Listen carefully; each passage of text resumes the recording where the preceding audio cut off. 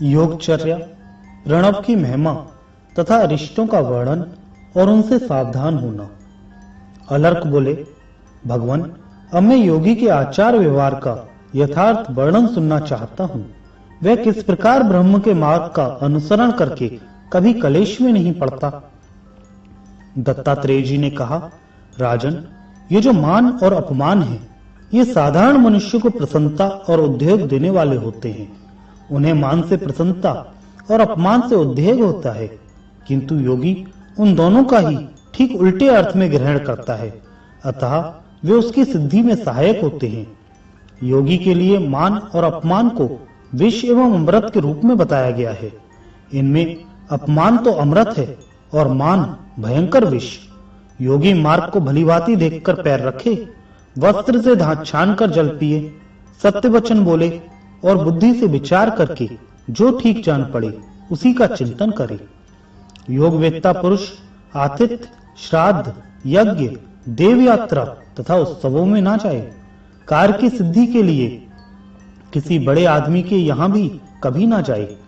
जब गृहस्थ के यहाँ रसोई घर से धुआं ना निकलता हो, आग बुझ गई हो और घर के सब लोग खा पी चुके हों, उस समय योगी भिक्षा के लिए जाए, परंतु प्रतिदिन एक ही घर पर ना जाए। योग में प्रवृत्त रहने वाला पुरुष सत्पुरुषों के मार्ग को कलंकित ना करते हुए प्रायः ऐसा व्यवहार करे जिससे लोग उसका सम्मान ना करें, तिरस्कार ही करें। वह गृहस्थों के यहाँ से अथवा घूमते फिरते रहने वाले लोगों के घरों से भिक्षा ग्रहण करे। इनमें भी पहली अर्थात गृहस्थ के घर की भिक्षा ही सर्वश्रेष्ठ एवं मुख्य है। जो गृहस्थ विनीत, श्रद्धालु, जितेंद्रिय, क्षेत्रीय एवं उदार हृदय वाले हों, उन्हीं के यहाँ योगी को सदा भिक्षा के लिए जाना चाहिए। इसके बाद जो दुष्ट और पतित न हो, ऐसे अन्य लोगों के यहाँ भी वह भिक्षा के लिए जा सकता है, परंतु छोटे वर्ण के लोगों के यहाँ भिक्षा मांगना निकृष्ट वृत्ति मानी गई है। योगी के लिए भिक्षा प्राप्त अन्न जौ की लपसी, छाछ, दूध, जौ की खिचड़ी, फल, मूल, कंगनी, कर्ण, तिल का चूर्ण और सत्तू, ये आहार उत्तम और सिद्धिदायक है। अतः योगी इन्हें भक्ति पूर्वक एकाग्र चित्त से भोजन के काम में ले। पहले एक बार जल से आचमन करके मौन हो, क्रमशः 5 ग्रासों की प्राण अग्नि में आहुति दे। प्राणाय स्वाहा कहकर पहला ग्रास मुंह में डाले, यही प्रथम आहुति मानी गई है। इसी प्रकार अपनाय स्वाहा दूसरी, समनाय स्वाहा से तीसरी, उदानाय स्वाहा से चौथी और व्यानाय स्वाहा से 5वीं आहुति दे। फिर प्राणायाम के द्वारा इन्हें पृथक करके शेष अन्न इच्छानुसार भोजन करे। भोजन के अंत में फिर एक बार आचमन करे, तत्पश्चात हाथ मुंह धोकर हृदय का स्पर्श करे। चोरी न करना, ब्रह्मचर्य का पालन, त्याग, लोभ का अभाव और अहिंसा, ये भिक्षुओं के 5 व्रत हैं। क्रोध का अभाव, गुरु की सेवा, पवित्रता, हल्का भोजन और प्रतिदिन स्वाध्याय, ये 5 उसके नियम बताए गए हैं। जो योगी यह जानने योग्य है, वह जानने योग्य है। इस प्रकार भिन्न भिन्न विषयों की जानकारी के लिए लालायित सा होकर इधर उधर विचरता है, वह हजारों कल्पों में भी ज्ञातव्य वस्तु को नहीं पा सकता। आसक्ति का त्याग करके क्रोध को जीतकर स्वल्पाहारी हो और जितेंद्रिय हो, बुद्धि से इंद्रियों के द्वारा रोककर मन को ध्यान में लगावे। योग युक्त रहने वाला योगी सदा एकांत स्थान में, गुफाओं और वनों में भली भांति ध्यान करे। बागदंड, कर्मदंड और मनोदंड, ये 3 दंड जिसके अधीन हो, वही महावती त्रिदंडी है। राजन, जिसकी दृष्टि में सदा असत तथा गुण अवगुण रूप यह समस्त जगत आत्म स्वरूप हो गया है, उस योगी के लिए कौन प्रिय है और कौन अप्रिय है। जिसकी बुद्धि शुद्ध है, जो मिट्टी के ढेले और स्वर्ण को समान समझता है, सब प्राणियों के प्रति जिसका समान भाव है, वह एकाग्रचित्त योगी उस सनातन अविनाशी परम पद को प्राप्त होकर फिर इस संसार में जन्म नहीं लेता। वेदों से संपूर्ण यज्ञ कर्म श्रेष्ठ है। यज्ञों से जप, जप से ज्ञान मार्ग और उससे आसक्ति एवं राग से रहित ध्यान श्रेष्ठ है। ऐसे ध्यान के प्राप्त हो जाने पर सनातन ब्रह्म की उपलब्धि होती है। जो एकाग्रचित्त, ब्रह्मपरायण, प्रमाद रहित, पवित्र, एकांत प्रेमी और जितेंद्रिय होता है, वही महात्मा इस योग को पाता है और फिर अपने उस योग से ही वह मोक्ष को प्राप्त कर लेता है।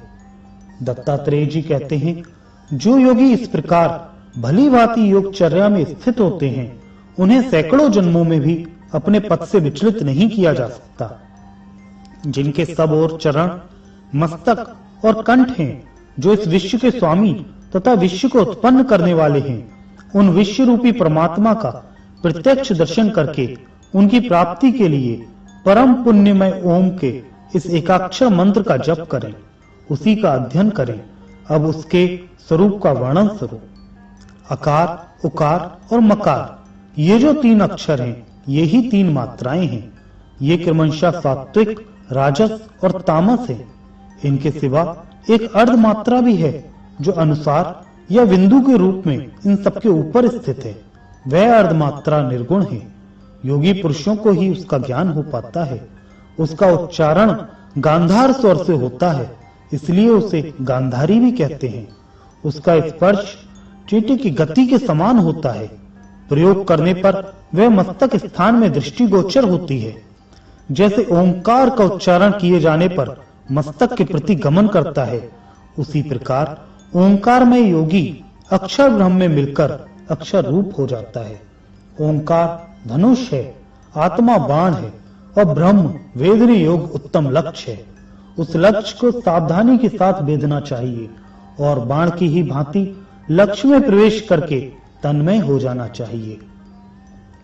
यह ओंकार ही तीनों वेद, तीनों लोक, तीनों अग्नि, ब्रह्मा, विष्णु तथा महादेव एवं ऋक्, साम और यजुर्वेद है।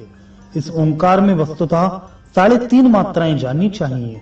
उनके चिंतन में लगा हुआ योगी उन्हीं में लय को प्राप्त होता है। अकार भूलोक, उकार भूलोक और व्यंजन रूपी मकार स्वर्गलोक प्राप्त कहलाता है। पहली मात्रा व्यक्त, दूसरी अव्यक्त, तीसरी विच्छाक्ति तथा चौथी अर्धमात्रा परम पद कहलाती है। इसी क्रम से इन मात्राओं को भी योग की भूमि समझना चाहिए। ओंकार के उच्चारण से संपूर्ण सत और असत का ग्रहण हो जाता है। पहली मात्रा हिर्स, दूसरी दीर्घ और तीसरी प्लत है, किंतु अर्धमात्रा वाणी का विषय नहीं है। इस प्रकार यह ओंकार नामक अक्षर परम ब्रह्म स्वरूप है। जो मनुष्य इसे भलीभांति जानता अथवा इसका ध्यान करता है, वह संसार चक्र का त्याग करके त्रिविध बंधनों से मुक्त हो परम ब्रह्म परमात्मा में लीन हो जाता है। जिसका कर्म बंधन क्षीण नहीं हुआ है, वह अरिष्टि से अपनी मृत्यु जानकर प्राण त्याग के समय भी योग का चिंतन करे। इससे वह दूसरे जन्म में पुनः योगी होता है। इसलिए जिसका योग सिद्ध नहीं हुआ है वह, तथा जिसका योग सिद्ध हो चुका है वह भी सदा मृत्यु सूचक अरिष्टों को जाने, जिससे मृत्यु के समय उसे कष्ट न उठाना पड़े। महाराज, अब अरिष्टों का वर्णन सुनो। मैं उन अरिष्टों को बतलाता हूं जिनके देखने से योग वेत्ता पुरुष अपनी मृत्यु को जान लेता है। जो मनुष्य देवमार्ग, आकाशगंगा, ध्रुव, शुक्र, चंद्रमा की छाया और अरुंधति को नहीं देख पाता, वह 1 वर्ष के बाद जीवित नहीं रहता। जो सूर्य के मंडल को किरणों से रहित और अग्नि को किरण मालाओं से मंडित देखता है, वह मनुष्य 11 महीने से अधिक नहीं जी सकता। जो स्वप्न में भवन, मूत्र और विष्ठा के भीतर सोने और चांदी का प्रत्यक्ष दर्शन करता है, उसकी आयु 10 महीने तक की ही है। जो प्रेत, पिशाच आदि गंधर्व नगर तथा स्वर्ण के वृक्ष देखने लगता है, वह 9 महीनों के जीवित रहता है। जो अकस्मात स्थूल शरीर से दुर्बल शरीर का हो जाता है या दुर्बल से स्थूल हो जाता है तथा जिसकी प्रकृति सहसा बदल जाती है, उसका जीवन 8 महीने तक का ही रहता है। धूल या कीचड़ में पैर रखने पर जिसकी एड़ी का चिन्ह खंडित दिखाई दे, वह 7 मास तक जीवित रहता है। यदि गिद्ध, कबूतर, उल्लू, कौवा, मांसखोर पक्षी या नीले रंग का पक्षी मस्तक पर बैठ जाए तो वह 6 मास आयु शेष रहने की सूचना देता है। यदि कौवे आकर चोंच मारे या धूल की वर्षा से आहत होना पड़े तथा वह अपनी छाया और तरह की दिखाई दे, तो वह 4-5 महीने ही जीवित रहता है। यदि बिना बादल के ही दक्षिण दिशा के आकाश में बिजली चमकती दिखाई दे और रात में इंद्रधनुष का दर्शन हो, तो उस मनुष्य का जीवन 2-3 महीने का ही है। जो घी, तेल, दर्पण अथवा जल में अपनी परछाई ना देख सके अथवा देखे भी तो एक बेसिर पैर की ही परछाई दिखाई दे, तो वह 1 महीने से अधिक नहीं जी सकता। राजन, जिस योगी के शरीर से बकरे अथवा मुर्दे की सी दुर्गंध आती हो, उसका जीवन 15 दिनों का ही समझना चाहिए। स्नान करते ही जिसकी छाती और पैर सूख जाएं तथा जल पीने पर भी कंठ सूखने लगे, वह केवल 10 दिन तक ही जीवित रह सकता है। जिसके भीतर की वायु पृथक होकर मर्म स्थानों को छेदती सी जान पड़े तथा जल के स्पर्श से भी जिसके शरीर में रोमांच न हो, उसकी मृत्यु पास खड़ी है। जो स्वप्न में भालू और वानर की सवारी पर बैठकर गीत गाता हुआ दक्षिण दिशा में जाए, उसकी मृत्यु समय की प्रतीक्षा नहीं करती। स्वप्न में ही लाल और काले कपड़े पहने हुए कोई स्त्री हंसती गाती हुई जिसे दक्षिण दिशा की ओर ले जाए, वह भी जीवित नहीं रहता। यदि स्वप्न में नंगा एवं मुंह मुड़ाया हुआ कोई महाबली मनुष्य हंसता और उछलता कूदता दिखाई दे, तो समझना चाहिए कि मौत आ गई। जो स्वप्नावस्था में अपने को पैर से लेकर चोटी तक कीचड़ के समुद्र में डूबा देखता है, वह मनुष्य तत्काल मृत्यु को प्राप्त होता है। जो स्वप्न में केश, अंगारे, भस्म, सर्प और बिना पानी के नदी देखता है, उसकी 10वें से लेकर 11वें दिन तक मृत्यु हो जाती है। स्वप्न में विकराल, भयंकर और काले रंग के पुरुष हाथों में हथियार लिए जिसको पत्थर से मारते हैं, उसकी तत्काल मृत्यु हो जाती है। सूर्योदय के समय जिसके सम्मुख बाएं दाएं गीदड़ी रोती हुई जाए, उसकी तत्काल मृत्यु हो जाती है।